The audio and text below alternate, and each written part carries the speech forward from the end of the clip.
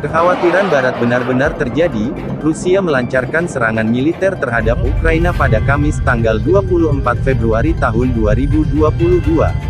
Melalui pidatonya, Presiden Rusia Vladimir Putin mendeklarasikan operasi militer khusus terhadap Ukraina.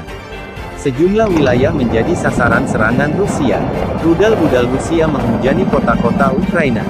Ukraina melaporkan iring-iringan pasukan melintasi perbatasannya ke arah timur wilayah Chernihiv, Kharkiv, dan Luhansk. Pasukan Rusia lainnya tiba dari laut di Odessa dan Mariupol di bagian selatan. Suara-suara ledakan terdengar sebelum dini hari di Kiev.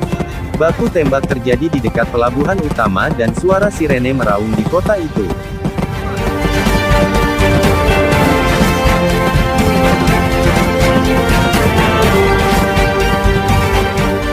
Serangan Rusia atas Ukraina mengundang reaksi keras dari Uni Eropa dan NATO.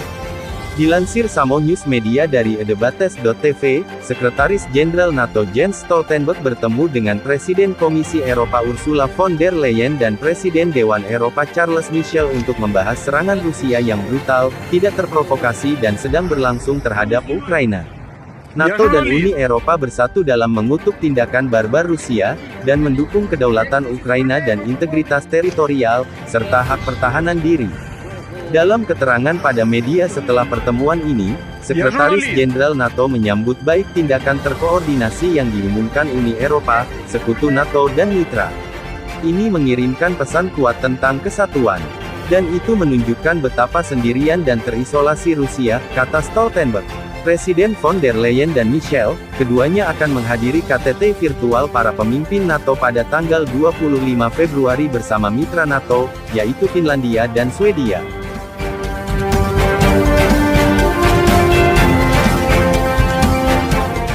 Tentara Rusia mengenakan seragam militer Ukraina memimpin sebuah konvoi menuju Kyiv dengan kendaraan tentara yang ditangkap, kata Wakil Menteri Pertahanan Ukraina. Anna Maliar mengatakan militer Rusia merebut truk tentara Ukraina, berubah menjadi seragam militer Ukraina dan bergerak dengan cepat ke pusat Kyiv dari arah Obolony, dan diikuti oleh konvoi truk militer Rusia. Mereka pasti akan dihancurkan, tambah Anna Maliar dalam unggahan Facebook pada Jumat pagi. Ibu kota Ukraina, Kyiv, di mana jam malam telah diberlakukan sejak serangan Rusia dimulai pada hari Kamis. Dalam 1 jam, Menteri memperbarui jabatan tersebut untuk mengatakan bahwa tidak ada kerusakan dan kendaraannya berhenti. Ukraina menuntut sanksi yang lebih keras terhadap Rusia saat serangan roket menghantam Kyiv. Rusia melarang penerbangan Inggris dari ruang udaranya di tengah invasi Ukraina. Wartawan Ukraina, Anastasia Lapatina kemudian mengatakan kelompok tentara Rusia yang menyamar telah dinetralisasi. Laporan-laporan datang saat invasi Rusia ke Ukraina memasuki hari kedua, dengan serangan ke negara itu kembali pada pukul 4 pagi waktu setempat. Ledakan terdengar sebelum fajar pada hari Jumat di Kyiv dan tembakan kemudian terdengar di dekat kuartal pemerintah saat para pemimpin Barat menjadwalkan pertemuan darurat dan Presiden Ukraina memohon bantuan internasional untuk menangkis serangan yang dapat menjatuhkan pemerintahannya yang terpilih secara demokratis dan menyebabkan korban besar.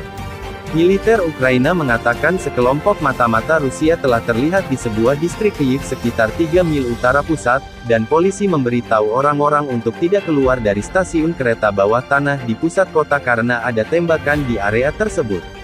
Di tempat lain di ibu kota, prajurit mendirikan posisi pertahanan di jembatan, dan kendaraan berperisai mengguling menyusuri jalanan, sementara banyak penduduk berdiri tanpa tenang di pintu bangunan apartemen mereka.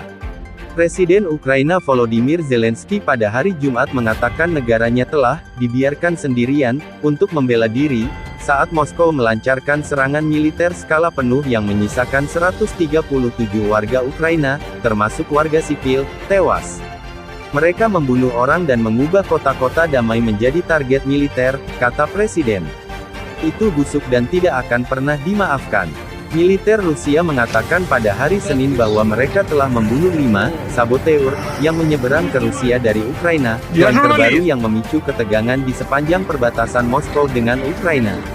Laporan itu datang saat Kyiv dan Washington telah menuduh Rusia merencanakan operasi bendera palsu untuk serangan Ukraina palsu untuk berfungsi sebagai dalih atas serangan semua serangan.